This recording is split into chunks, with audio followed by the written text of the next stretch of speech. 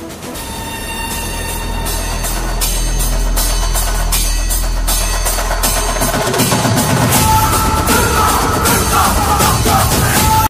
To industry Tamil. எல்லாத்துக்கும் வணக்கம் guys. இன்னைக்கு காலையிலேருந்து பார்த்தீங்கன்னா சோஷியல் மீடியாவில் ஃபயரான அப்டேட் வந்து போயிட்டு இருக்குது.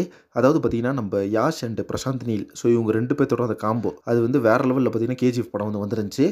ஸோ இப்போ இந்த கேஜிஎஃப் 3ல் பார்த்தீங்கன்னா நம்ம ஏகே இருக்காரு அப்படின்ற மாதிரி ஒரு அப்டேட் வந்து போயிட்டு இருந்துச்சு. ஸோ இந்த ஒரு விஷயத்தை பார்த்தீங்கன்னா நம்மளுக்கு டெய்லி தந்தி நெக்ஸ்ட் ஸோ அவங்க வந்து ஷேர் பண்ணி விட்டுருந்தாங்க. ஸோ இந்த ஒரு நியூஸ் வந்த உடனே அந்த ஒரு எக்ஸைட்மெண்ட்டாக பார்த்தீங்கன்னா ஃபேன்ஸ் எல்லாம் அதை செலிப்ரேட் பண்ணிட்டு இருக்காங்க. ஏன்னா பார்த்தீங்கன்னா அந்த அளவுக்கு பார்த்தீங்கன்னா ஒரு ட்ரீம் பேர் அப்படின்னு சொல்லலாம். வெறும் ஏகே அண்ட் பிரசாந்த் நீல் இவங்க ரெண்டு பேர்னாலே பார்த்தீங்கன்னா வேறு லெவலில் சம்பவமாக இருக்கும். இப்போ பார்த்தீங்கன்னா யாஷ் வேறு இருக்காரு. அதே மாதிரி பார்த்தீங்கன்னா AK-64 பொறுத்தளவுக்கு நம்ம பிரசாந்த் நீல் வந்து ஒரு ஸ்டாண்ட் அலோன் படம் எடுக்க போகிறாரு. அதே AK-65 வச்சு பார்த்தீங்கன்னா KGF 3க்கான ஒரு லீடு வந்து கொடுக்க போகிறாரு. அது வந்து நம்ம பிரசாந்த் நீலோட யூனிவர்ஸ் அப்படின்னு சொல்லலாம். இப்போ வந்து லோகேஷ் சினிமாட்டிக் யூனிவர்ஸ் மாதிரி பிரசாந்தோட யூனிவர்ஸ் தான் KGF.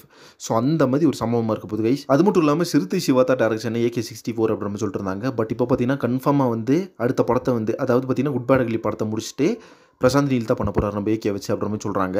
ஒரு பயங்கரமான ஹாப்பியாக இருக்குது. அந்தளவுக்கு பார்த்தீங்கன்னா இப்போவே அந்த வைப் அப்படின்றது வேறு லெவலில் கிளம்ப ஆரம்பிச்சிருச்சு. ஸோ கண்டிப்பாக பார்த்தீங்கன்னா ஒரு வேறு லெவலில் ட்ரீம் பேராக இருக்கும். அது மட்டும் இல்லாமல் படம் வந்து கண்டிப்பாக ஒரு ஹை பட்ஜெட் படமாக வந்து வரதுக்கான சான்ஸ் இருக்குது. ஒரு பேன் இண்டியா ஃபிலிமு. தென் வந்து பாக்ஸ் ஆஃபீஸை பொறுத்தளவுக்கு சொல்லவே வேணாம். எந்த அளவுக்கு பார்த்தீங்கன்னா அந்த கேஜிஎஃப் இருந்துச்சு அப்படின்னு சொல்லிட்டு இப்போ நம்ம ஏகே வேறு இருக்காருன்னு நினைக்கும் போதே பார்த்தீங்கன்னா பாக்ஸ் ஆஃபீஸில் அடித்து துவம்சம் பண்ணிடுவோம். அந்தளவுக்கு பார்த்தீங்கன்னா ஒரு வெறித்தனமான படம் ஒன்று ரெடியாக போகுது.